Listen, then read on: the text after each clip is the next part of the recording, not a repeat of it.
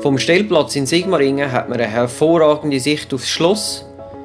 Außerdem hat es in 50 Meter Reichweite einen Supermarkt. 24 Mobil haben hier Platz. Zahlen tut man sein Ticket am Parkautomat. Die Tagesgebühr ist 8 €. Gerade neben dem Parkautomat gibt es dann Frischwasser- und Abwasserentsorgung. Und die viereckige Abdeckung lässt sich weit öffnen. 2 Liter Frischwasser sind gratis. Will man seinen Tank allerdings füllen, hat man 1 € zu entrichten. Strom gibt es natürlich auch. Die Kosten belaufen sich auf 1 € für 4 Stunden Strom.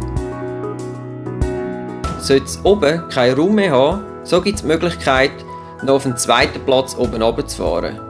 Der Eingang befindet sich gerade links vom Parkautomat. Der Stellplatz in Sigmaringen befindet sich gerade neben einem Campingplatz. Leider ist es aber verboten, WC- und Duschenanlagen zu brauchen.